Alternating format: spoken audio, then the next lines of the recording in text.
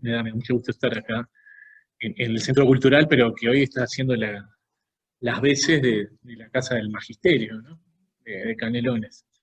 Así que muy, muy agradecido por la invitación.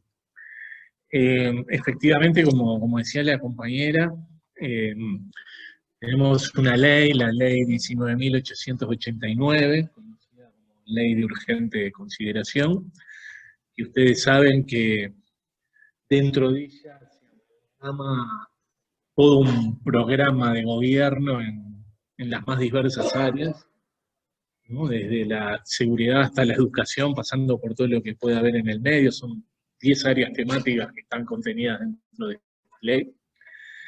Y bueno, la idea era un poco intercambiar, plantear algunas lecturas sobre el contenido de la ley, y algún vínculo que tiene la ley con el proyecto presupuestal, o más bien el plan de desarrollo educativo que ha presentado el CODICEN de la ANEP para el periodo 2020-2024. ¿Sí? Yo, el esquema que voy a decir de la presentación, en realidad está publicado en la revista, así que quizás a algunos de ustedes les llegó ya. Yo voy a seguir ese esquema, que sobre todo, digamos, ese artículo pone bastante el énfasis en las relaciones entre lo público y lo privado en esta ley. La relación entre público y privado, además, es uno de los temas claves en toda la propuesta de este nuevo gobierno, ¿no?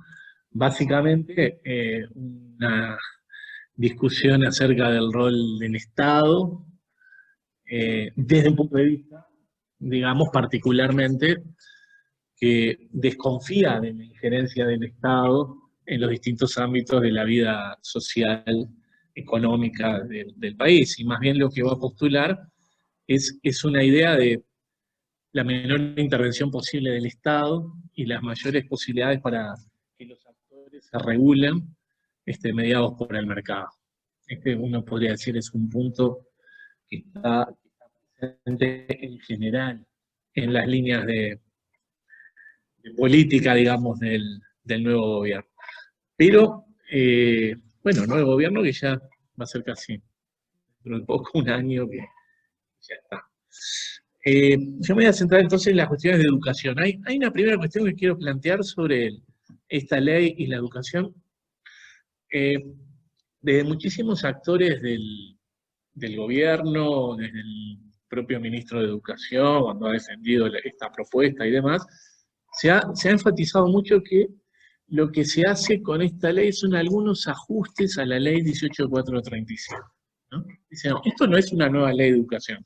De hecho, Da Silveira dice en el Senado, en la comisión especial del Senado, cuando va a defender esta propuesta, decía, miren, decir la verdad, si fuera por nosotros, si fuera por mí, yo derogaba toda la ley de educación, porque no me gusta nada, ni un artículo.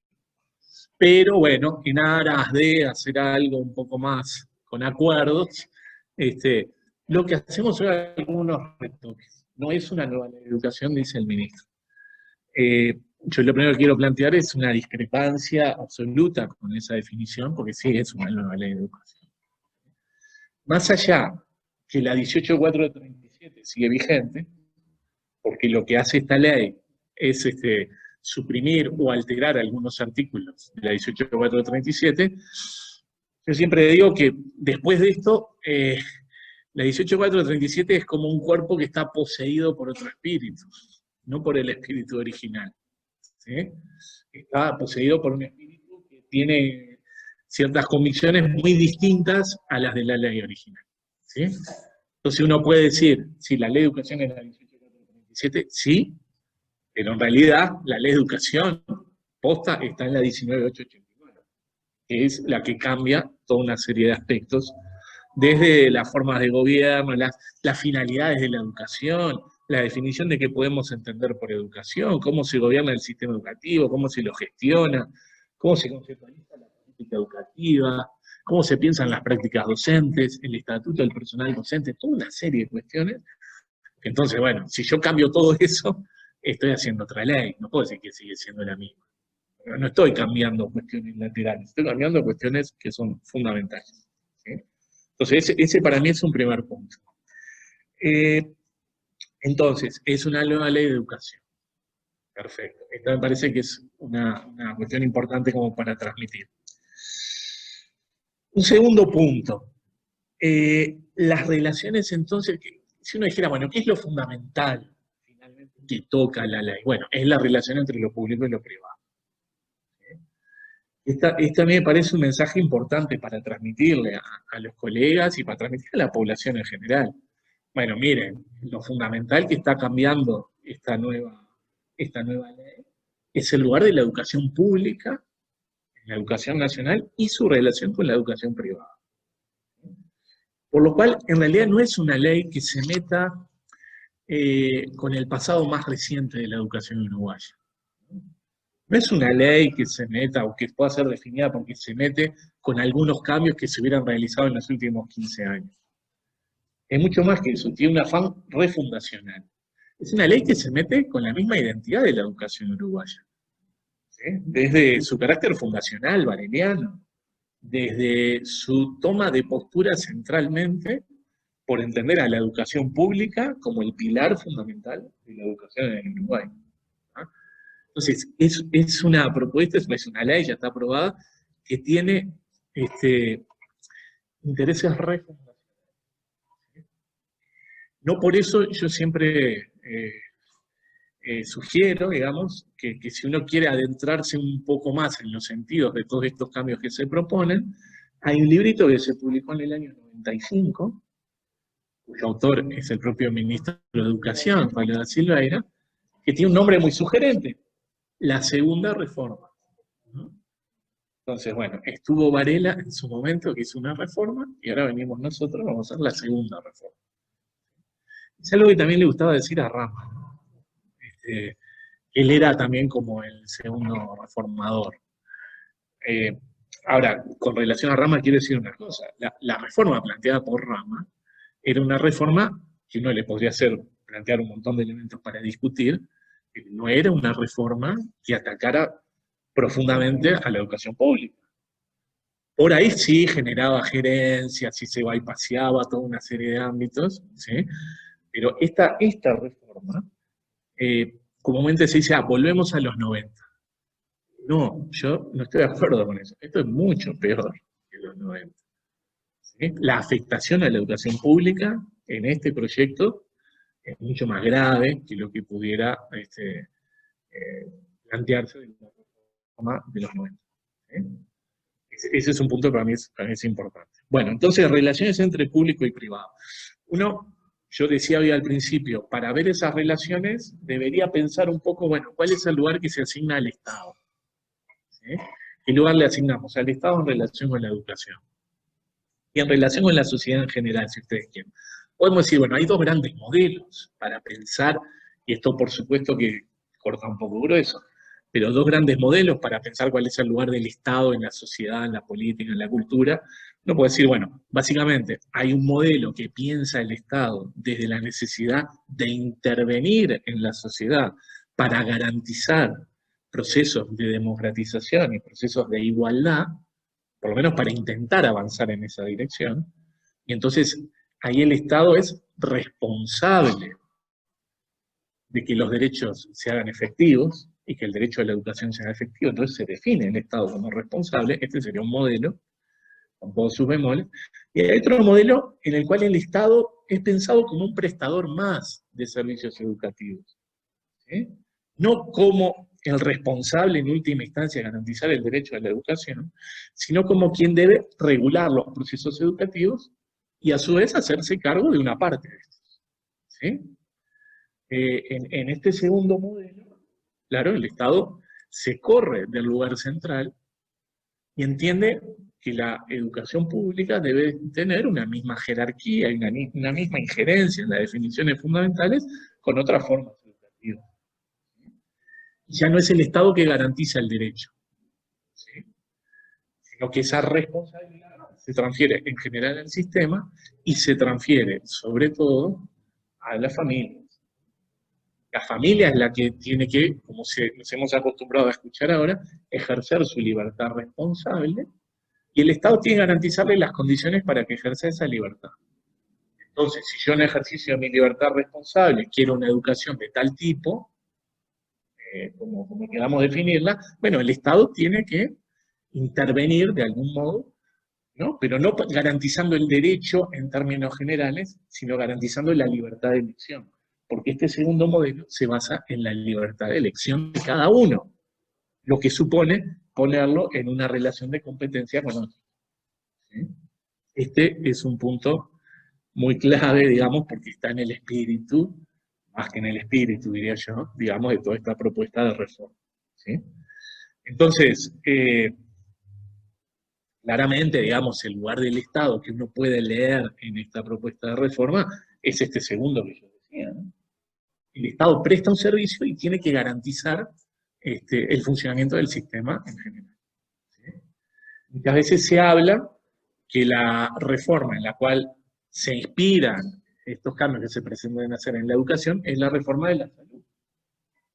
Entonces se habla, lo planteado el ministro, el FONASA educativo. O sea, démosle las cápitas a las instituciones y que la gente libremente elija. Puede elegir ACE o puede elegir la Sociedad Española, bueno, puede elegir ANEP o puede elegir el colegio tal. ¿Sí? Como ese modelo. Lo que se le escapa, digamos, a ese razonamiento es que el sistema de salud en Uruguay siempre fue un sistema con un peso relativo muy importante de los prestadores privados, de las mutualistas, organizadas inclusive muchas veces por los propios trabajadores.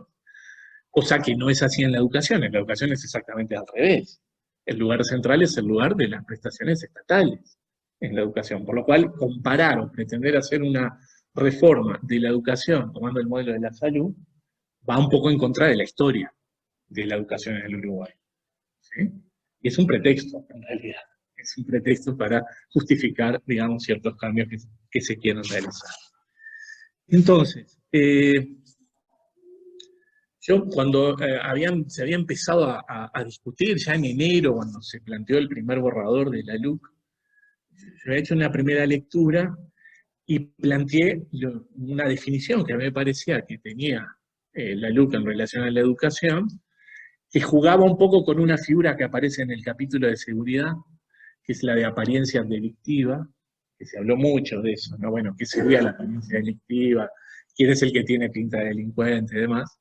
Yo decía, bueno, a mi juicio, esta en educación es una ley que tiene una apariencia privatizadora. Jugando un poquito con esa idea de las apariencias, ¿no?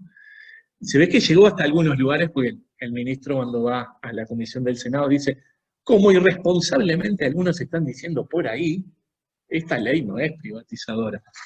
Bueno, de algún modo me sentí, digamos, aludido en la irresponsabilidad de haber dicho esa cuestión, ¿no? Pero bueno, estoy convencido, digamos, de que efectivamente es así. Ahora, hay un puntito previo, digamos. En general, en todos los países en los cuales se ha, digamos, pretendido avanzar en prestaciones educativas privadas y sobre todo en retasear, digamos, la participación de la educación pública, se ha debido convencer a la gente de que la educación pública es un desastre, de que la educación pública está en crisis, que la educación pública no cumple con sus funciones y que entonces es necesario recurrir a otro tipo de prestaciones. Esto en el caso uruguayo es algo que se viene diciendo hace muchísimos años y ha tenido muy buena prensa, digamos, ha sido muy difundido por los medios de comunicación y es algo que sistemáticamente se ha puesto sobre la mesa, ¿no? La educación pública en el Uruguay ha fracasado y entonces debemos ir a una reforma que incorpore otros elementos. ¿Sí? Y esta es la receta, digamos, que se ha utilizado en muchísimos países para ir en esa misma dirección. Yo ahí en el artículo del quehacer educativo cito a un especialista inglés, él se refiere al caso de Inglaterra y más en general, los fenómenos más globales, y él dice, bueno, justamente, fíjense a ver si no les suena parecido sentido esto. Los argumentos que sirven de base a lo anterior indican que en lo anterior, es decir, la educación pública no sirve, que la enseñanza como servicio público impartida por las instituciones del Estado es de baja calidad, no tiene capacidad de respuesta a las necesidades de los clientes y tiene aversión al riesgo. Más o menos, digamos, ¿no? Faltaría el componente de los docentes, ¿no? Que también se ha utilizado mucho. Bueno, los docentes además no son buenos docentes, etcétera, etcétera. Y algo de eso aparece en el proyecto de presupuesto. Hay una vía de ataque hacia los docentes. Entonces, esto es algo que, porque la ley, la 19.889, no aparece así como un día para el otro, sino que es parte de un proceso, de una acumulación, en el cual primero uno tiene que ir convenciendo a la gente, para que después cuando uno diga, bueno, miren, vamos a sacar un poco de educación pública, vamos a eliminar el Sistema Nacional de Educación Pública, porque es burocrático, después nunca se reúnen, vamos a darle participación a los actores privados, bueno, en definitiva la gente diga, y bueno, y sí, la verdad, si la educación pública no funciona, que traten de hacer algo para cambiarlo, ¿sí? Bueno, esto es algo que hay que ponerlo. Y a mí me parece que hay una cuestión que hay que muy directamente conversar con todo el mundo, que es, pero vos, ¿en serio te parece que la educación pública es tan desastrosa? No, no porque lo escuchaste en la radio, tu experiencia. Ahí uno lo que encuentra muchas veces es que, no, a mí nunca me pasó esto. Pero, no, fíjate que en tal lado, en tal otro. Bueno, ahí me parece que hay una cosa para conversar. Bueno, entonces, convencemos a la gente que la educación pública tiene problemas, y entonces el argumento que viene al lado de este es, bueno, la alternativa está en lo privado, ¿sí? Y acá hay una cuestión que es importante a tener en cuenta. Digamos, educación privada nosotros siempre tuvimos. Siempre la matrícula está entre un 15, un 16, un 17%, y esto es histórico. Está muy asimilada a la educación privada en la educación uruguaya, en ese lugar. Ahora, cuando se empiezan a promover procesos de privatización educativa, esto no quiere decir necesariamente aumentar la cantidad de instituciones privadas. Este es un punto importante. Porque uno no podría decir a partir de esta ley, no, mirá, acá lo que van a hacer es hacer crecer el sistema educativo privado. No. Las claves tienen que ver con cómo introducir lógicas del funcionamiento de la empresa privada en la propia educación pública. Este es un punto fundamental, clave, y eso es una de las cuestiones que habilita esta ley. En los estudios sobre privatización educativa, digamos, a nivel global, se habla de dos tipos de privatización. Una es que es llamada la privatización exógena y otra la privatización endógena. ¿Sí? O sea, la privatización de afuera hacia adentro, digamos, y la privatización hacia adentro. ¿Sí? La privatización exógena, por ejemplo, ¿no? Bueno, por ejemplo, comprar paquetes educativos a empresas que se dedican a vender ese tipo de servicios. ¿Sí? Confiarle la administración de algún espacio del sistema educativo a empresas o a sectores privados. Esto para nosotros parece medio como exótico, ¿no? En Brasil, no sé, que no está tan lejos, una de las empresas, o sea, empresa en término puro y duro, empresa privada, que mueve mayor cantidad de recursos y mueve un presupuesto mayor que el propio presupuesto que el Estado brasileño dedica a la educación pública, o sea, muchísima guita, muchísimo, se llama Croton, con K, Croton, después lo pueden buscar en Google. Es una empresa de venta de servicios educativos, pero tiene sus colegios, sus escuelas, pero además le vende servicios educativos al Estado. Entonces, vieron que Brasil tiene bastante descentralizado, ¿no?, el sistema educativo.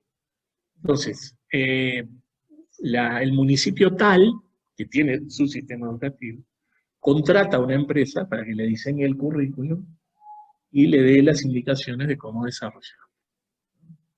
Entonces, privatiza la gestión de la educación pública. Las escuelas siguen siendo públicas, ¿ah? Pero la empresa privada elabora el currículum, forma o perfecciona a los docentes, elabora los materiales educativos, ¿no?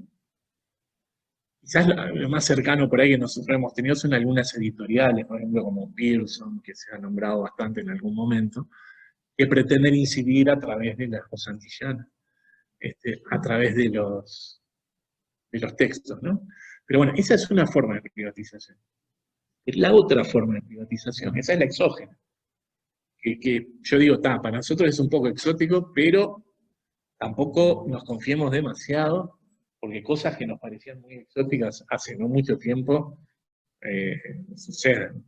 Nos parecía exótico escuchar a un senador en el Senado de la República defender el terrorismo de Estado, y ahora lo estamos escuchando, ¿no? Y eso nos parecía exótico. Bueno, ya no es exótico, lo tenemos ahí instalado.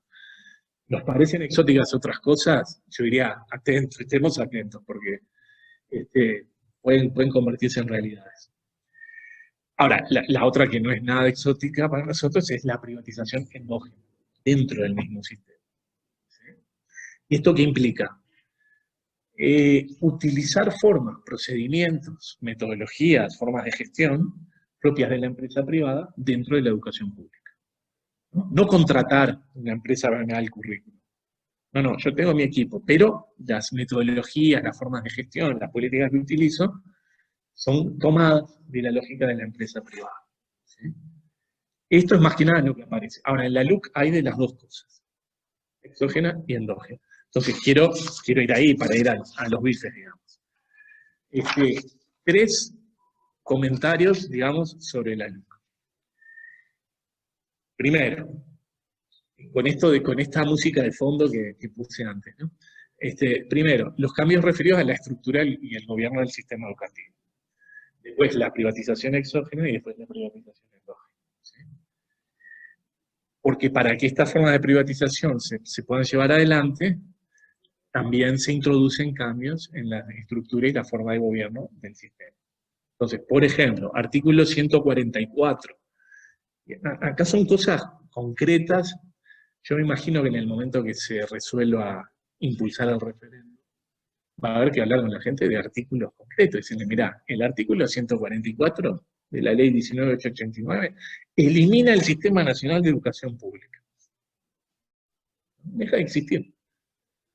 Lo que la ley 18.437 definía como Sistema Nacional de Educación Pública, integrado por los entes autónomos de la educación y el ministerio.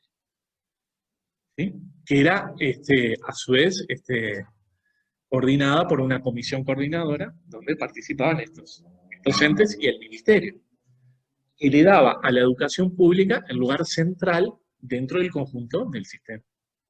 Decía, bueno, el Sistema Nacional de Educación Pública tiene un papel rector en el conjunto del sistema. Y lo que define la Comisión Coordinadora del Sistema Nacional de Educación Pública incide en el conjunto del sistema. Entonces, primera cuestión que se introduce con esto es, bueno, se elimina, no se habla más del Sistema Nacional de Educación Pública, no existe, deja de existir. Dice un compañero que ha trabajado mucho sobre estas cuestiones, Agustín Cano, él dice, bueno, es como si hubieran puesto la ley en un programa de procesador de texto y hubieran buscado público, borrar, ¿no? Entonces, todas las veces que era público, borrar. Bueno, Sistema Nacional de Educación Pública deja de existir, ¿sí? Y este es ciertamente un punto clave. Artículos 184, 185 y 186 le otorgan las competencias que tenía el Sistema Nacional de Educación Pública y su comisión coordinadora a lo que llaman Comisión Coordinadora del Sistema Nacional de Educación Público.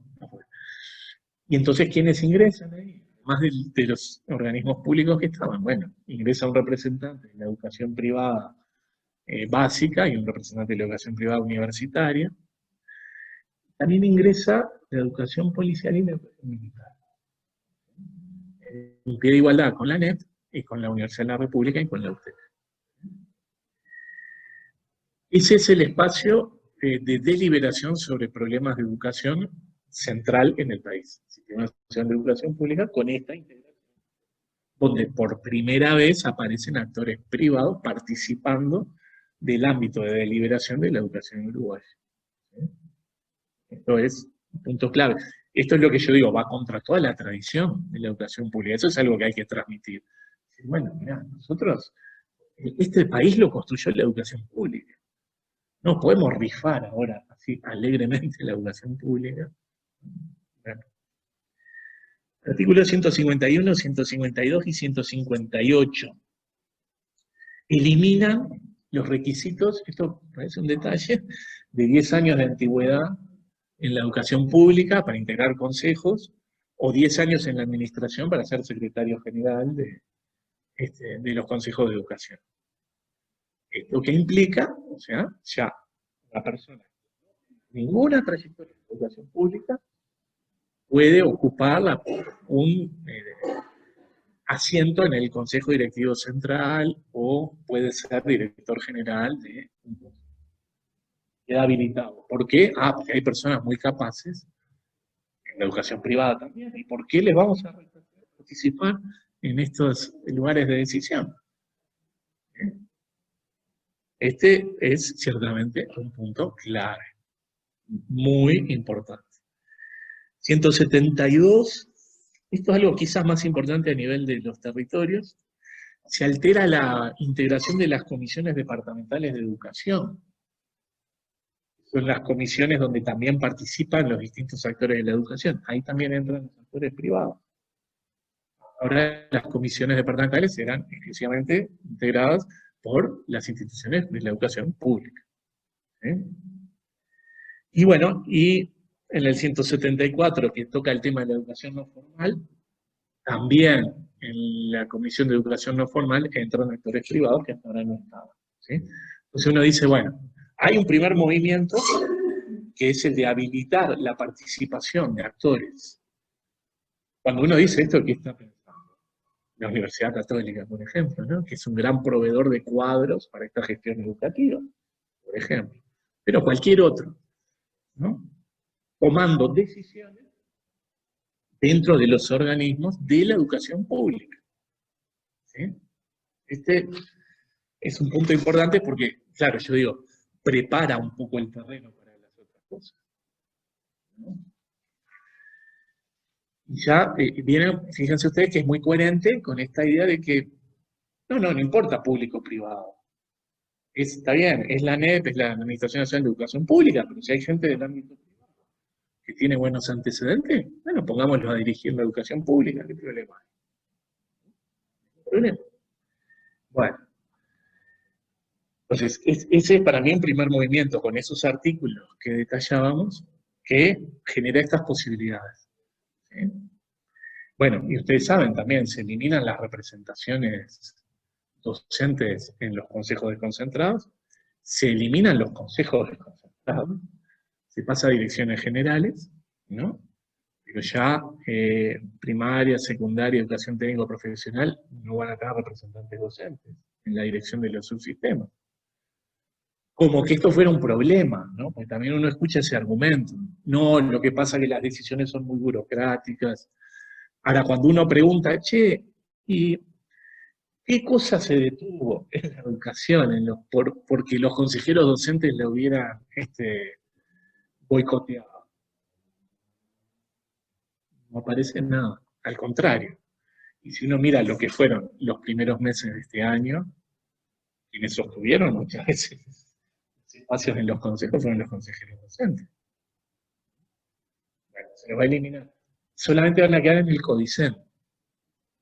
Pero se hace una alteración, también ahora no tengo anotado el artículo, que por ejemplo, para que el CODICEN designe a la directora general de primaria, le va a bastar solamente con 3 votos. Hasta ahora para designar a los consejos se precisaban 4 votos del CODICEN, lo cual suponía que tenía que haber un voto de representación docente, por lo menos, conversado. Bueno, ahora son 3, por lo cual yo también planteo que la participación de los docentes en el Códice pasa a tener un carácter casi que uno diría decorativo. Y con los 3 votos de los representantes políticos se pueden tomar las decisiones más trascendentes. Y por supuesto que Da Silva hubiera planteado que si por él fuera, tampoco estarían ahí los docentes, ¿no? Pero bueno, eso fue una transacción dentro de la coalición, ¿no? La coalición de gobierno. La privatización exógena. Hay un artículo, me voy al segundo punto, ¿no? Privatización exógena. Hay un artículo que es lo que era el artículo 14 de la ley 18437.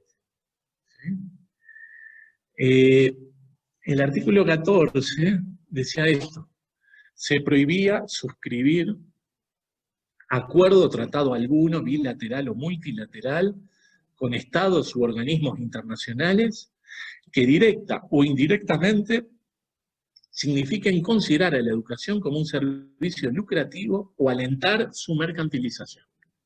No se podía establecer ningún tipo de acuerdo con entidad internacional que fuera en la línea, ¿no?, de considerar la educación como un servicio lucrativo, algo que puede generar ganancias, o alentar su mercantilización, convertirla en una mercancía.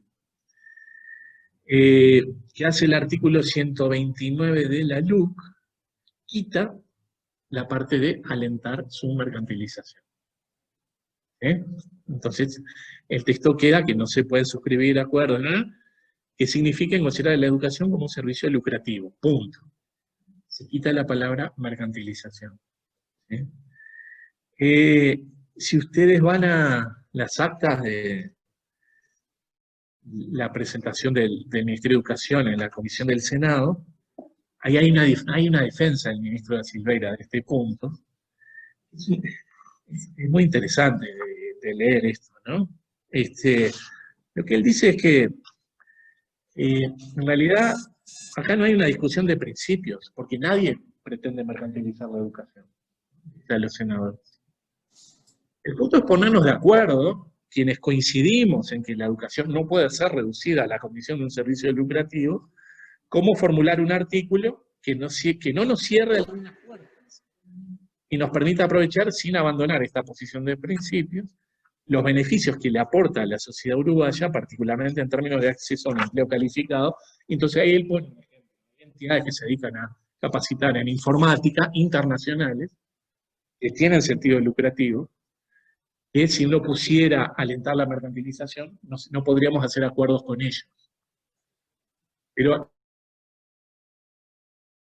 lo que dice el ministro es, ustedes tengan confianza, que acá nadie quiere mercantilizar la educación. Y esto debe ser tomado como verdadero. No hay un argumento, en verdad, más que el decir, bueno, miren que estamos hablando de buena fe. Macanudo. Finalmente se quita el punto de la mercantilización. Y casualmente vamos al proyecto presupuestal y aparece el establecimiento de acuerdos de cooperación con organizaciones internacionales, en algunos artículos. Entonces, está bien, uno no tiene por qué desconfiar de la gente, pero específicamente luego las cosas suceden, ¿no? Entonces, ese es un punto de privatización exógena. Sobre todo, además, a nivel global, la educación ciertamente se ha convertido en un servicio mercantilizable. Yo les decía, esta empresa brasilera mueve más plata que el Ministerio de Educación de Brasil en el financiamiento de la educación. ¿Ah? Y nuestra capacidad, digamos, de negociación con estos gigantes es muy limitada. Somos un país muy pequeño. Entonces, si uno no pone ciertos cortafuegos legales, ¿no?, se puede meter en algunos bailes con esta idea de ampliar la libertad de la gente para poderse formar, que pueden ser muy complejos. Siempre pensando en la buena fe, ¿no?, que no nada se hace de mala fe. El problema es las consecuencias que tienen esos actos. Bien, y el tercer punto, la privatización endógena, dentro de la propia educación pública. Y ahí yo quiero señalar 2 puntos, ¿sí? Uno tiene que ver con la formación docente y el otro tiene que ver con el estatuto del personal docente y no docente. En lo que tiene que ver con con la formación docente. ¿Sí? Ustedes vieron que en el artículo 198 de la LUC se plantea que va a haber un procedimiento voluntario para las carreras de formación docente que quieran acceder al nivel universitario. ¿Sí? Eso tal es el artículo 198. Dice las carreras. Por ejemplo, la carrera de magisterio podría ir y plantear que quiere tener nivel universitario. Para eso debería presentarse ante el Ministerio de Educación, que va a tener una comisión de expertos que va a evaluar si efectivamente reúne las condiciones para tener ese título universitario. O sea, el Ministerio va a tratar a la formación docente pública con el mismo reglamento que trata a las universidades privadas. Las habilita el Ministerio de Educación. ¿Sí? Pero además, dentro de lo que se llama el programa de fortalecimiento de la formación en educación, que va a estar dentro del Ministerio de Educación, se establece el tema de las becas para los estudiantes de formación en educación. Becas que ya existían. Pero, ¿qué se establece? Crear un sistema, que ya existía, pero bueno, crear un sistema nacional de becas de formación en educación. Acá hay dos cosas importantes, que premie la continuidad y calidad de los estudios por parte de estudiantes de todo el país que sigan programas universitarios de formación en educación. ¿Ah? Eso es artículo 171, literal B. Entonces, becas, ¿para quiénes? Para estudiantes que sigan programas universitarios de formación en educación. ¿Cuáles hoy, instituciones hoy proveen formación en educación universitaria? Las privadas. Universidades, centros, diarios, que son reconocidos como universitarios. Entonces, recreamos un sistema nacional de becas, pero decimos explícitamente en la ley que solamente está dirigido a quienes estudian carreras de formación en educación en centros universitarios. En este momento son privados. El sistema de becas, en principio, es para los privados. ¿Qué debe hacer? ¿No? Fíjense ustedes, ¿qué debe hacer entonces una carrera de formación docente pública? Para acceder a eso, deberá presentarse ante el Ministerio y reclamar su carácter de universitario. Y el Ministerio la evaluará. Con esto se desmantela absolutamente la idea de la Universidad de Educación, se fragmenta el sistema de formación docente, cada carrera por su lado, tratando de ser reconocida como universitaria, compitiendo entre sí, y el premio son las becas. O sea, si yo quiero que mis estudiantes puedan tener becas, habrá que ir por ese camino. Entonces, fragmenta el sistema de formación en educación público, cada centro por su lado. Ya la idea de un consejo va a tener cada vez menos sentido, pues si cada centro, cada carrera va a negociar por su lado. Y a su vez, colocamos el dinero en las becas como el premio para estos procesos. ¿Sí? Pero además, fíjense, en lo que yo leí recién, premie, un sistema de becas que primero que premie, no es que satisfaga un derecho, ¿no? Usted tiene derecho a cursar esta formación y entonces recibe una beca, porque la beca reconoce un derecho, no. En esta concepción, la beca es un premio. ¿Ah? Y un premio uno tiene que merecérselo. Entonces premie la continuidad y la calidad de los estudios. ¿Sí? Entonces, este es un ejemplo bien claro de los dos modelos de Estado. Un Estado que garantiza derechos, debería decir, una beca es un instrumento para garantizar un derecho. Y eso le corresponde al estudiante por el hecho simplemente de ser estudiante. Y de por ahí no tener los recursos como para hacerlo, puede acceder a la beca. O quiere estudiar sin estar trabajando para poder dedicarse más al estudio, bueno, hay una beca. Macanudo. Garantiza un derecho. Ahora, cuando uno piensa que la beca es un premio, y que premia la continuidad y la calidad, entonces uno quiere decir, fíjense lo que hay atrás de eso. Entonces vamos a premiar en función de los resultados.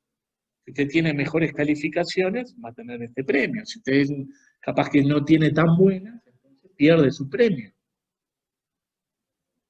Esto está absolutamente alejado de la idea de reconocimiento y satisfacción de derechos. Y está absolutamente. ¿Y qué pasa con las reformas de este tipo que instalan la competencia dentro de un mercado? Lo que pasa es que favorecen a los que estaban más favorecidos de antes. Eso es algo que cae por su peso. Si yo no intervengo justamente para romper las desigualdades, si yo pienso que la beca es un premio, está bien, podrán jugar 50 finales Nacional y Rentista va a ganar alguna, pero la mayoría la va a ganar Nacional, ¿no? Bueno, lamentablemente perdimos, pero no nos tocaría poner en cierto. Esto es lo mismo, si yo voy a premiar los resultados, y bueno, el que viene ya con una espalda más ancha, que tuvo una buena posibilidad de escolarización, pero tuvo toda una serie de respaldos, y probablemente tenga más chance de quedarse con la beca y mantenerla, ¿no? Entonces, esta es una de las cuestiones que rompen los ojos, o sea, como ejemplos concretos, ¿no? La beca, en vez de satisfacer un derecho, es un premio. El premio hay que merecerlo. Entonces, el Estado evalúa a la gente no en función de sus derechos, sino en función de sus merecimientos. Suponiendo que todos partimos del mismo lugar, y bueno, el que da más merecimiento, cosa que todos sabemos que no es real. Entonces, bueno, hay que meterle a esto, porque no dice, bueno, como a veces discusiones que son como muy específicas, ¿no? Que capaz que entre quienes estamos en educación, está bien, las damos, pero cómo convencer a la gente que por ahí no está tan vinculada, que en realidad esta ley es mala. Bueno, para mí es un ejemplo. Mirá, el día de mañana, la posibilidad de que tu hijo tenga una beca, y bueno, no va a ser tanto una cuestión de reconocerle el derecho, sino de que se lo merezca según cierto evaluador, que después no sabemos todavía ni quién será, pero quizás hasta una empresa privada, quién sabe, porque se puede tercerizar esto y que lo evalúe Pricewaterhouse. Podría hacerse. No digo que se vaya a hacer, digo, podría hacerse.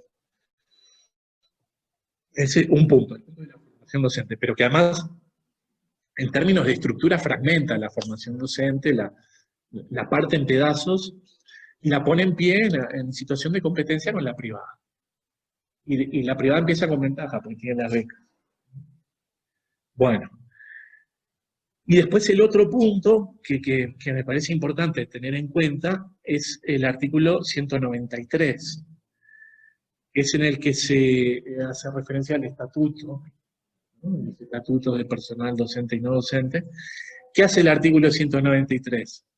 Incorpora algunas reglas fundamentales que se declaran de interés general. Porque claro, la ley no se puede aprobar un estatuto por ley. Esta es una competencia del desconcentrado.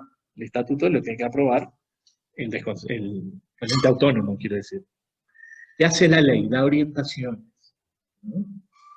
En este sentido, reglas fundamentales. Entonces, yo sí les puedo decir, tienen que tener en cuenta estas reglas ustedes cuando vayan a establecer su estatuto, ¿sí? Hay dos de estas reglas que me parece que hay que mirar con detalle por esto de la privatización endógena. El literal D del artículo 193. ¿Qué dice? Dice que se plantea la posibilidad de establecer compensaciones salariales y otros beneficios atendiendo a circunstancias como la ubicación geográfica del lugar de trabajo, el contexto sociocultural en el que funciona un establecimiento, o el cumplimiento de metas de política educativa establecidas en cada caso. Las dos primeras no nos llaman demasiado la atención, que haya una compensación en función de la ubicación geográfica, lo que hace mucho tiempo se llamaban las escuelas mal ubicadas, o el contexto sociocultural. Bueno, esto se aplica a todo un segmento, ¿no? No se innova demasiado en eso. Ahora, que yo pueda establecer compensaciones salariales y otros beneficios, que esto es algo que pasa mucho en la LUC y pasa mucho en el presupuesto. No se dice cuáles son. Otros beneficios. ¿No? Por acá se dice muchas veces formulaciones generales. Pues sí, sí, está bien, pero ¿qué? No sé, no dice. ¿Sí? Lo cual es como un cheque en blanco. Otras compensaciones. Después alguien resolverá cuáles son. Eh, pero, bueno, por el cumplimiento de metas de política educativa establecidas en cada caso. Esto sí, es un principio que va muy en consonancia con todo lo que veníamos planteando antes. Hay dos grandes formas en la experiencia internacional en las que esto se ha implementado. El caso de Chile, el reconocimiento se le hace al docente. Entonces, usted, docente, logra buenos resultados y usted tiene una compensación, un reconocimiento u otra cosa, que acá no sabemos qué será. Pero es al individuo en particular. En el caso de México, en su entonces se estableció a los centros, no al docente en particular, sino al centro educativo. Se hace un ranking de centros en los que tienen mejores resultados, los docentes de ese centro reciben una compensación. En el caso chileno es mucho más individualizado, lo cual supone a su vez unos sistemas de evaluación del trabajo docente absolutamente puntillosos. Bueno, y acá tenemos un primer problema, digamos, ¿no? Esto de pago por productividad, dicho en castellano, ¿no? ¿Por qué esto es un principio de privatización endógena? Porque toma un principio de la empresa privada, que es justamente de la productividad, y lo mete dentro de la educación pública.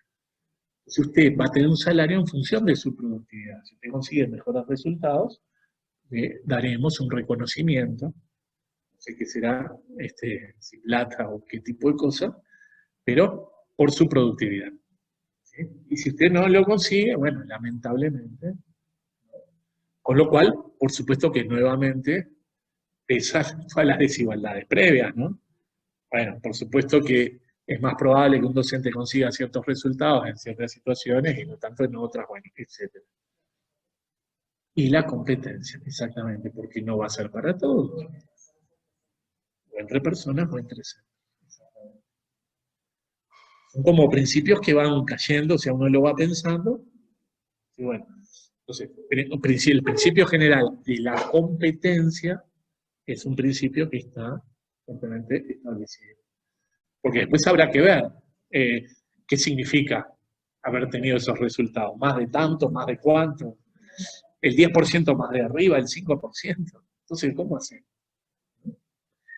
Y por supuesto que en todos los países donde se han implementado cosas de estas, casi por una cuestión de supervivencia, los docentes terminan poniendo el acento en aquellas cosas en función de las cuales van a ser evaluados. ¿No? Esto ha pasado, hay muchísimos estudios que muestran, inclusive hasta centros, a mí me tocó conocer el caso de la provincia de Mendoza, por un trabajo de investigación que hicimos hace unos cuantos años atrás. La provincia de Mendoza tenía un sistema de ranking de centros, y una de las cuestiones que encontramos es que había centros que preparaban a los alumnos, o sea, dejaban de dar el currículum amplio y empezaban a prepararlos para dar la prueba, ¿no?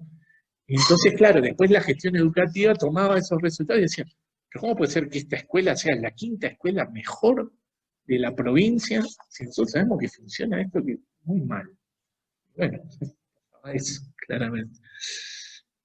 Cosas que empiezan a poderse habilitar. Por supuesto que esto desprofesionaliza. Lo toma el docente como un profesional. ¿Sí? Lo toma como alguien que seguirá ciertas directivas para conseguir ciertos resultados. ¿Cómo? Exacto. Esa idea como del técnico, ¿no? De un nivel inferior, no un profesional que domina todo lo que tiene que ver con su tarea, sino que aplica, ¿no? Y la variable salarial o la variable compensación como la variable con la cual yo voy manejando eso. Entonces, o sea, no estamos considerando a los docentes como profesionales en la educación, ciertamente. Y el otro punto, el literal E del artículo 193, tiene un fin que es muy loable, fomentar la conformación de planteles estables en los centros educativos. O estaríamos de acuerdo que sí, es verdad, un centro funciona mejor si tiene un plantel docente estable, o no rígido, pero que no haya tanto movimiento, sí, es bueno. Eso puede generar un proyecto, un trabajo en conjunto. Bueno. Ahora, el asunto es cómo lo hace uno, cómo logra uno eso. Bueno, este literal E lo que establece es que se podrá delegar a las direcciones de los centros educativos la atribución de promover la permanencia de funcionarios y su concentración horaria en el mismo centro educativo. Ya, los consejos o las direcciones generales podrán tomar medidas para esto, pero a su vez podrán trasladar la competencia a los directores, ¿no? De promover la permanencia y su concentración horaria en el mismo centro educativo. Y se avanza un poco más, se establece formas a través de las cuales, ¿no? Y en el literal F dice que se podrá, el Consejo, y podrá darle esta prerrogativa a los directores y a las directoras, podrá disponer condiciones de orden funcional, como el compromiso con una metodología de trabajo o un proyecto de centro, para el acceso o permanencia en un lugar de trabajo específico. O sea, el director podría, entonces, no sé si tenemos directoras acá. Bueno, bien. Entonces, las compañeras podrán empezar a evaluar al colectivo, a cada uno de los integrantes del colectivo docente, a ver si están comprometidos con la metodología, con el proyecto, y en todo caso decirles, bueno, mira, el año que viene, ¿no? Ahí va, ustedes el año que viene no van a estar en esta escuela.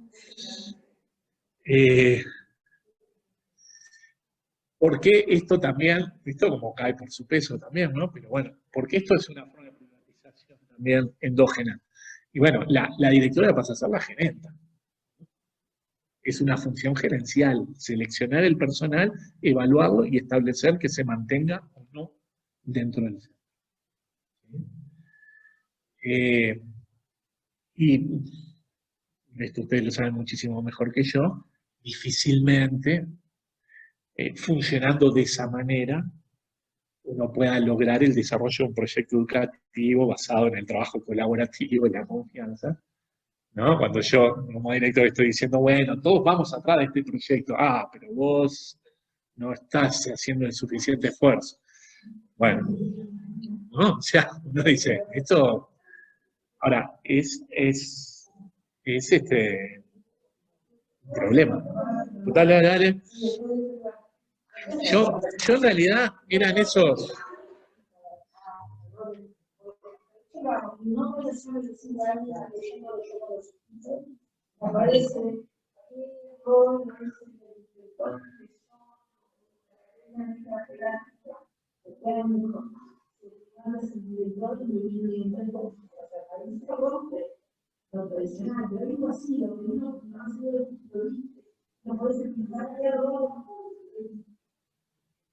Lo judíos.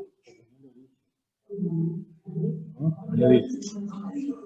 Ahora, yo te puedo decir lo que yo veo, que me parece, que, a ver, uno lee la LUC, uno te quiere un poco para atrás, yo decía hay que leer a Da Silveira, y hay que leer también el libro abierto de EDUI 21, porque esto está planteado también ahí. Es la misma estrategia, pero ¿cuál es?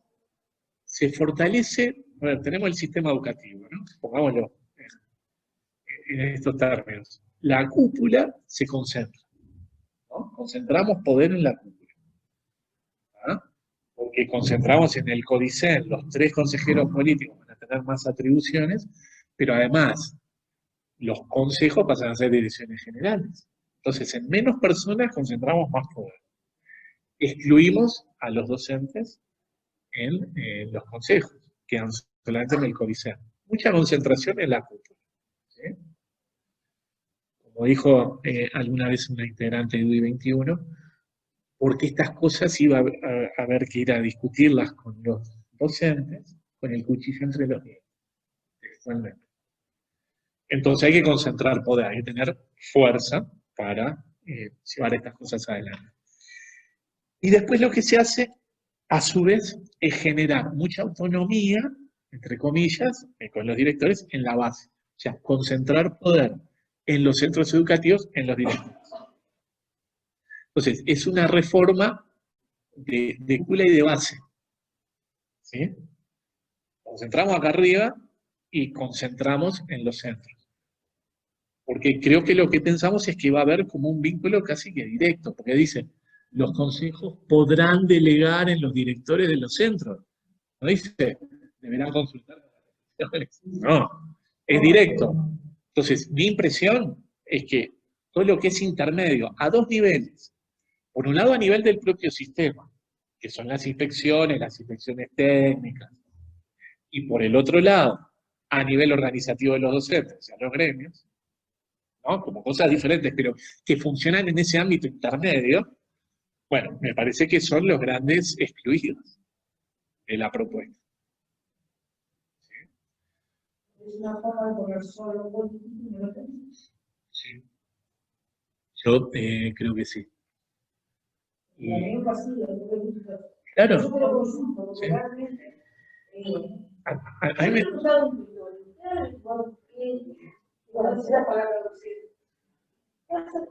¿Qué cosita va a hacer ustedes?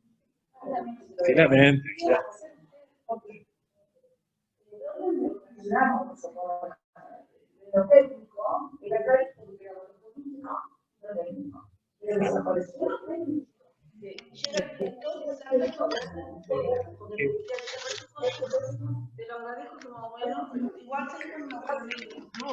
No, por supuesto, no está claro y no aparece. Y yo lo que he mirado del plan de desarrollo educativo tampoco. Más bien parece que hay como un agujero negro, que hay una confianza absoluta en concentrar poder arriba y vincularse directamente con los centros. ¿No? Y no se olviden que la otra cuestión que está planteada en la reforma, en los lineamientos para reformar el estatuto, es la posibilidad de generar centros educativos, no habla de si son escuelas, liceos, escuelas técnicas, uno tiende a pensar que es más bien en la enseñanza media, esto que no está dicho, que funcionen con otro estatuto.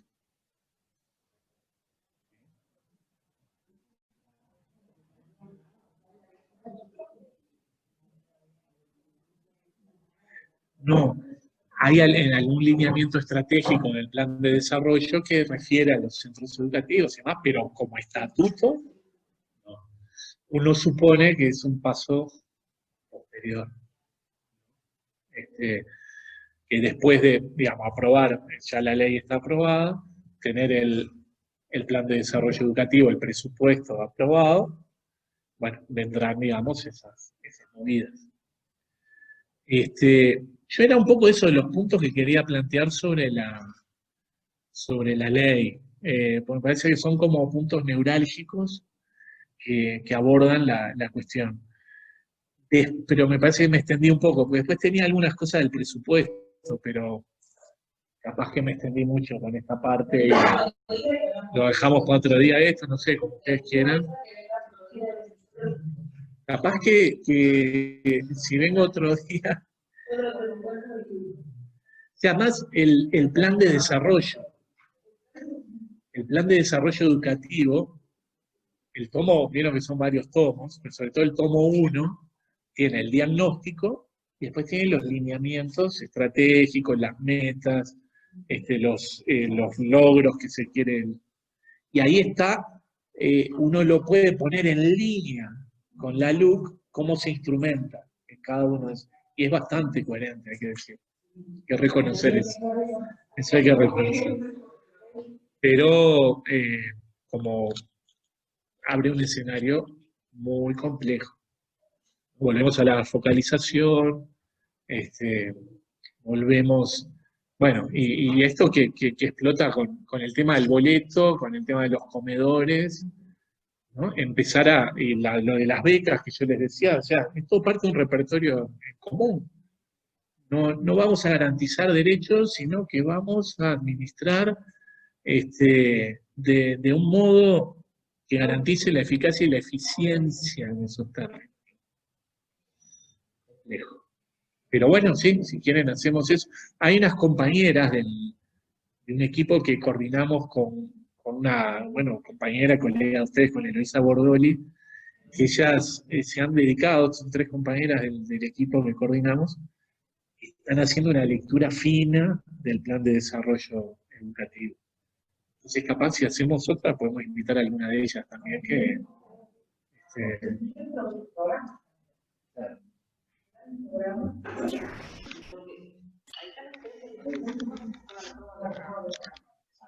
En la reforma del Parma hicieron algo muy lamentable también en los liceos.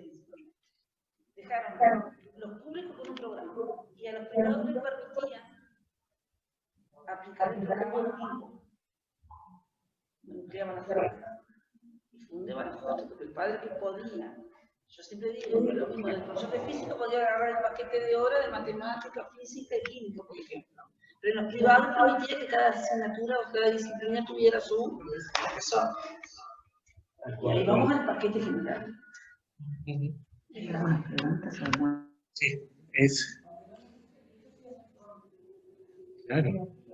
No, porque cambia. Por eso, capaz que lo último que yo diría es que a mí me parece que resistir los cambios no es solamente aferrarse a lo anterior, sino tener capacidad de proponer cambiar en otro sentido, en otra dirección. Porque si no, uno queda una cosa muy conservadora. Yo añoro lo que teníamos antes. Lo que teníamos antes no era nada del otro mundo. Entonces, si uno va a disputar, si uno va a resistir, debería también poder decir, bueno, a ver, este cambio no, pero ¿cuál? Y ahí a mí me parece que hay un lugar de los sindicatos de la educación importante en poner propuestas arriba de la mesa, desde los colectivos.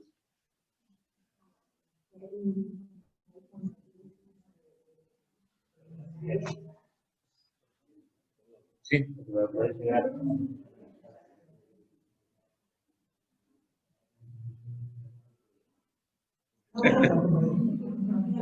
Algo así, dentro del cambio. Que cuando tú hablabas de las becas y hay que merecerlo, ¿no? Se ve en las redes y en el discurso que hoy por hoy se está diciendo que quien no llega a algo es porque no se esforzó lo suficiente. Entonces, esa meritocracia que están desarrollando y que se ha instalado en el diario, ¿no? De que tú no llegaste a algo es porque no hiciste lo suficiente, entonces no te lo... Exactamente. Entonces no mereces tener... Es abrumador cuando se escuchan esas cosas, la cantidad de gente que adhiere por ese trabajo fino que han venido haciendo. Exacto. El trabajo fino ha sido muy importante. Claro.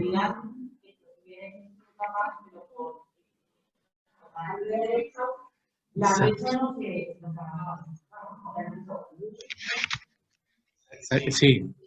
Yo creo que no hay forma de que esto no agrande la brecha educativa. No hay forma. Es una receta que en todos lados ha producido ese efecto. No tengo ningún motivo para pensar que en Uruguay produciría otro efecto.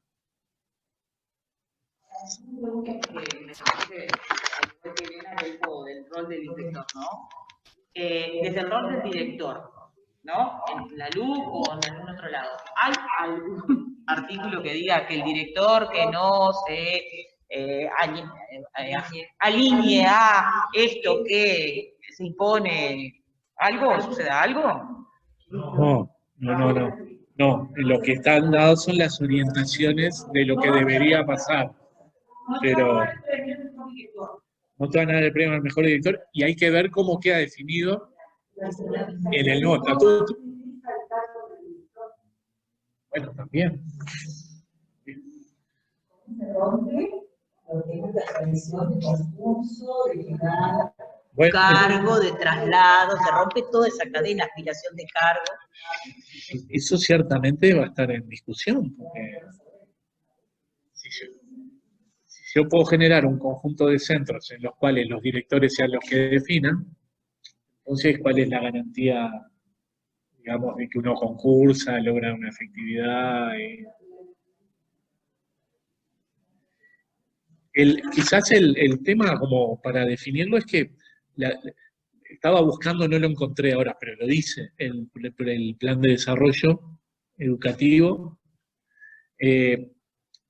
La educación es, el Estado realiza la prestación del servicio educativo. No lo define como un derecho, sino como un servicio que es prestado por el Estado y por otros. La prestación del servicio educativo, dice, no dice el derecho a la educación, desde el Estado, ¿no? Es un tema ideológico, ¿no? Por supuesto que hoy por hoy, que no, que se han muerto las ideologías y que no hay ideología, esto es ideología en estado puro. Una ideología individualista, una ideología basada en la primacía de lo privado por sobre lo público. Sino que esa concepción del Estado está en todo. Sí, por supuesto.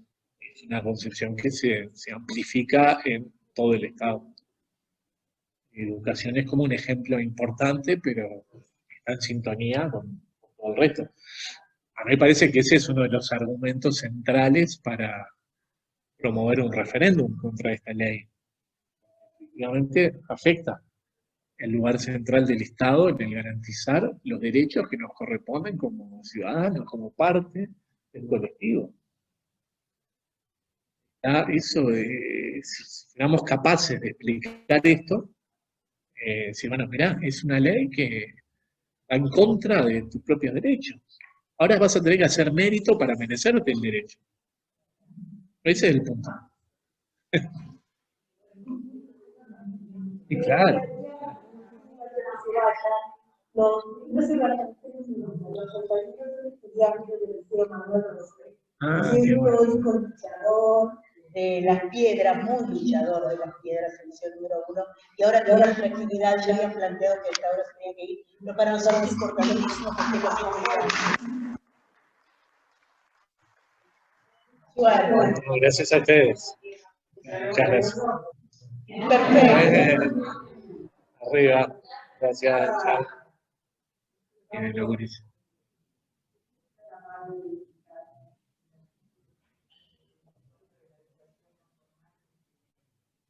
Sí. Sí. Eh, la ley 18437 había creado un Consejo Nacional de Educación No Formal, ¿sí? Que tenía como función de regular y de organizar la educación no formal. Entonces, ese Consejo Nacional de Educación No Formal estaba integrado por el Ministerio de Educación y Cultura, la Administración Nacional de Educación Pública y la Universidad de la República. Cada uno de ellos tenía un representante. Y después había un consejo asesor y consultivo, donde estaban otros organismos estatales vinculados al tema, estaba el MIDES, el INAU, entre otros, y también había un representante de las instituciones privadas y de los trabajadores de las instituciones privadas. ¿Ah? Pero bueno, el consejo era un consejo de la educación pública y después tenía el consejo asesor y consultivo más amplio. El cambio que introduce la LUC es que, digamos, desarma ese consejo y lo amplía con la participación, no de los trabajadores de las instituciones privadas, sino de las propias instituciones privadas de educación no formal. O sea, en un consejo que estaba solamente en la educación pública, ahora están también las instituciones privadas. Ese es el movimiento, que es el mismo que se hace, o sea, similar al que se hace en las comisiones departamentales de educación, y también entran los privados. Y bueno, y es la posibilidad que queda abierta en los consejos mismos de la ANEP, que puedan entrar actores privados. Pero en estos dos casos, en la educación no formal y en las comisiones departamentales, entran prescriptivamente representantes de las instituciones privadas. No, por favor.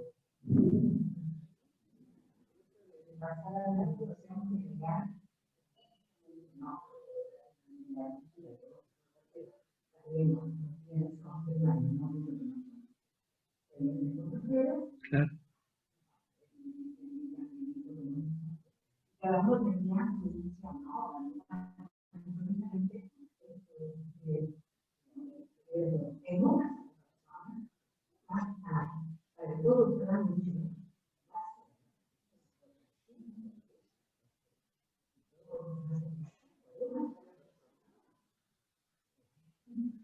Sí.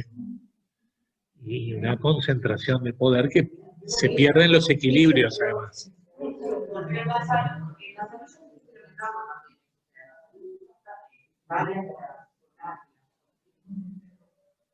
Médicos ya pusieron una sola persona por mí. Una sola persona se concentraron mucho. Ya está generando problemas en el sistema salud. No ha saltado, ya está generando. Mira. Por ejemplo, el tema del fondo de recursos que hace de los funcionarios que tenían, los familiares que tenían cobertura de oncológica o los demás, ya no lo tienen. O sea, le devoramos más. Ahora están demorados 6 meses, porque es una persona que tiene que autorizar. Cuando antes era una persona o ustedes o Correcto. Claro.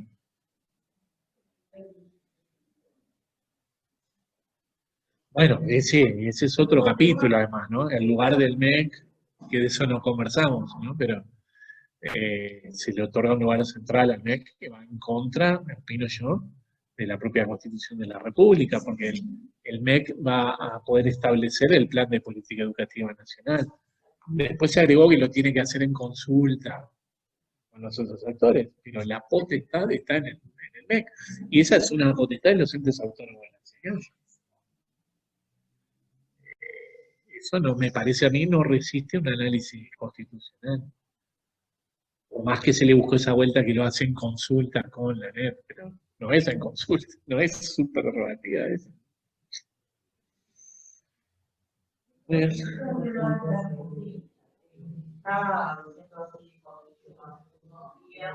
que va a presentar un proyecto de ley que describe que en realidad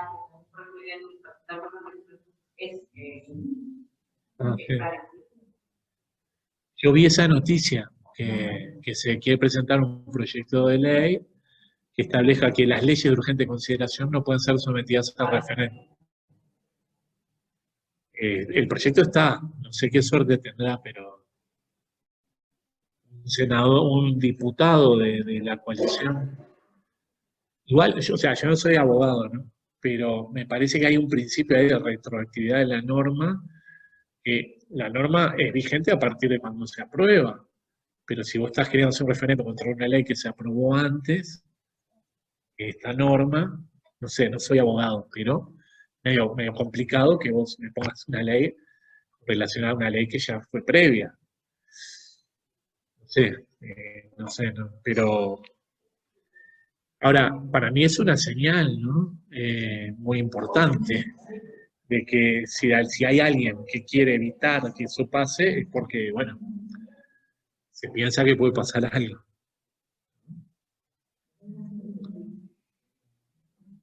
No, claro.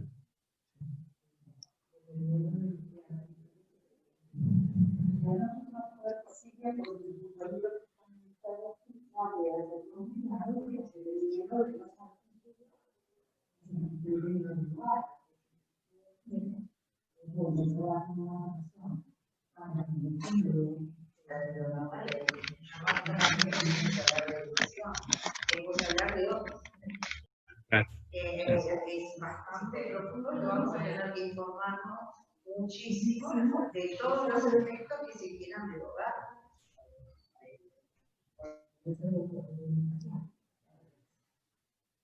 Sí, Claro. En la parte de educación está todo tan concatenado que yo ahí diría que tenés que... Eso porque esa línea va la comisión anual que tenemos a nivel de la comisión. Ahí va. Y eso fue lo que llevamos a full. Y eso También lo que salió del zonal de Ademu Las Piedras y del zonal de Ademu Po. Que es un poco, es una reforma educativa. Vamos a ver que sale del rector de las filiales y de ACESEU, ¿no? Que es el otro. Y yo creo que es muy razonable el planteo, porque es cierto, está todo muy relacionado. Entonces, empezar a rescatar algún artículo, no le veo mucho sentido.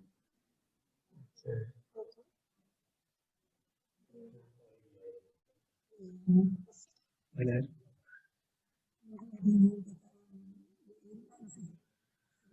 Si el capítulo de educación de la luz constituye una concepción global en relación a la educación y el rol del Estado, ¿es posible pensar en la derivación de algunos artículos únicamente? Justo, Elia, justo eso es lo que, eso mismo justo preguntaba, dice Elia, exacto. Yo creo que acá estamos bastante de acuerdo en que debería objetarse todo el capítulo, porque todo el capítulo efectivamente está vinculado a esa concepción, pero además están vinculados los artículos que se proponen. Sí, en este caso, quizás en otros capítulos es diferente, pero en el de educación me parece que es íntegramente, o sea, es finalmente decir, bueno, que vuelva a estar vigente la ley 18437, que no es ninguna maravilla, pero que por lo menos no habilita estos procesos que hay acá, es que esté vigente un artículo de la Ley Orgánica de la Universidad de la República, que también es alterado por la LUC, es el que tiene que ver con el reconocimiento de los títulos obtenidos en el exterior, y alguna ley más que toca, pero sobre todo es la 18437 y la Ley Orgánica de la Universidad de la República. Entonces sí, creo que sí, que debería ser objetado todo el capítulo. Y deberíamos poder explicar además que todo el capítulo tiene una lógica común que habría que intentar definir en 3, 4 cosas, ¿no? Que sobre todo es, para mí, la afectación de la educación pública. Y eso va a tener efectos en la vida de la gente. Explicarnos que si no tenemos una buena educación pública, no va a haber otra prestación educativa que ocupe ese lugar en términos democráticos, populares, para las grandes mayorías. Ese me parece que es el punto clave. igualdad. Claro. O sea, es una reacción de piel, ¿no? Decir, bueno, no deberíamos convalidar la propuesta de incrementar la desigualdad. Que no quiere decir que antes todo estuviera bien. Eso me parece que es un punto importante también. Y las propuestas. Yo estoy, sí, me parece que eso es muy importante. Sí, bueno, a ver, está bien, o sea, es deseable que los centros educativos puedan tener un margen para elaborar proyectos y tener cierta autonomía. Bueno, me dice, sí, como principio es interesante. Claro, no de esta forma. Y cómo garantizar además que eso sea igualitario. O sea, no que generemos unos lugares remacanudos y otros que son un desastre.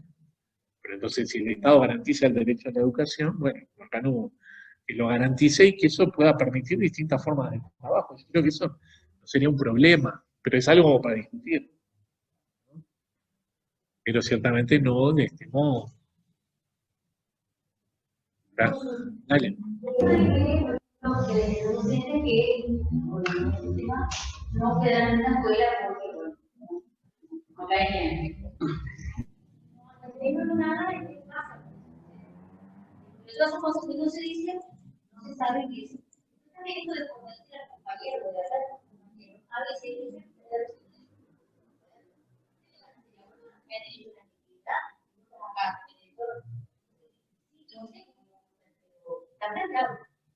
Sí. Claro, claro. Y que es procesual, o sea, no va a ser de un día para el otro.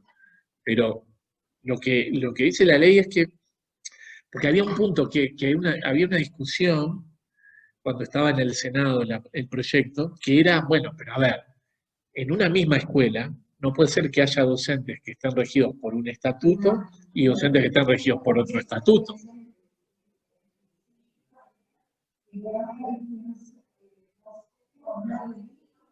Exacto, claro. Y eso era una locura. ¿Cómo puede ser el mismo centro? O sea, somos colegas, estamos trabajando juntos, vos estás en un estatuto y yo estoy en otro. A vos te pueden sacar o a mí me pueden sacar, pero a vos no. Entonces, pero ahí se le dio una vueltita, un aditivo que según tengo entendido presentó la senadora Bianchi, que lo que establece es que sea por centro. Entonces, si ustedes me preguntan cuál me parece a mí, que es a lo que se va a apostar, es que a centros nuevos que se crean, se les va a colocar el nuevo estatuto. Claro. Ahora.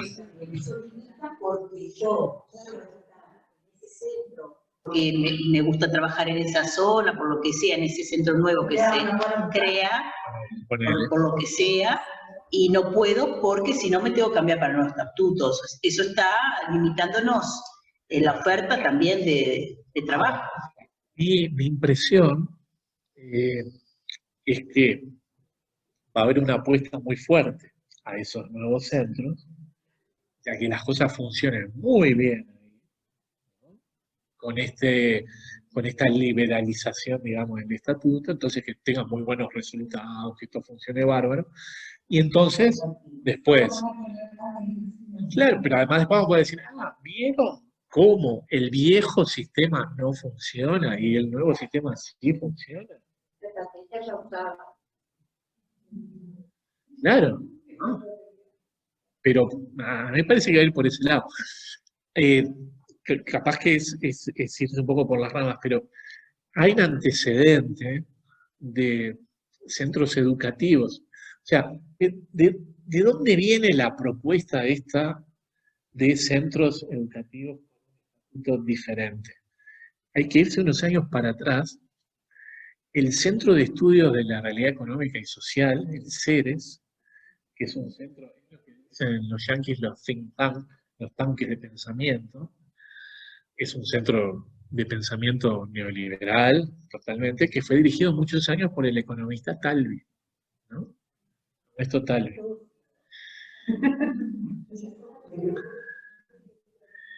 El economista Talvi, desde el CERES, él larga la idea de los 136 centros educativos modelos en todo el país, pero la larga hace como 10 años atrás. ¿Qué modelo estaba mirando Talvi? Pues lo dice incluso en algunas entrevistas que yo me dedicaba a buscar. Él estaba mirando el modelo de los liceos que se llaman públicos de gestión privada. El más reconocido, el más renombrado, los más reconocidos, que en Casaballe, el Jubilar, el Impulso. Entonces él dice en alguna entrevista, nosotros necesitamos en las zonas de vulnerabilidad en todo el país generar 136 centros educativos según el modelo del Impulso. Él lo dice con todas esas letras. 2 veces y media más que...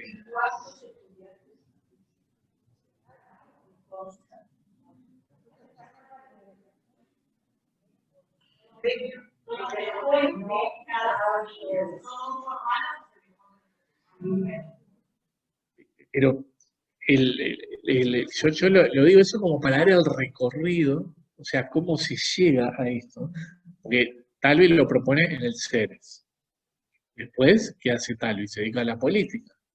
Y entonces lo pone en el programa de su sector político, 136 centros educativos. Talvi se presenta en las elecciones, no pasa al balotaje, pero sí adhiere a la coalición. El compromiso por el país, que es el programa de la coalición, No dice 136, pero dice centros educativos, modelos en zonas de vulnerabilidad. Uno como que tira el hilito viene del CERES, pasa por el Partido Colorado, llega a la coalición multicolor y llega a la luz. Porque esta idea de unos centros educativos que tengan otro estatuto, es esa idea. O sea, viene de ahí. O sea, si uno dice, ¿dónde empezó? Empezó en un centro de pensamiento y de propuesta típicamente neoliberal que tenemos en el Uruguay, que es el CERES. O sea, en verdad hay una trayectoria que es bastante coherente también en ese sentido. Pero eso también hay como que tratar de recuperarlo es como mostrar cómo se produce históricamente. ¿No? No es que a alguien se le ocurrió y pusieron ahí, vamos a hacer. Esto tiene 10 años por lo menos de que se viene masticando, trabajando, poniendo mucha plata para hacer mucho lobby, bueno,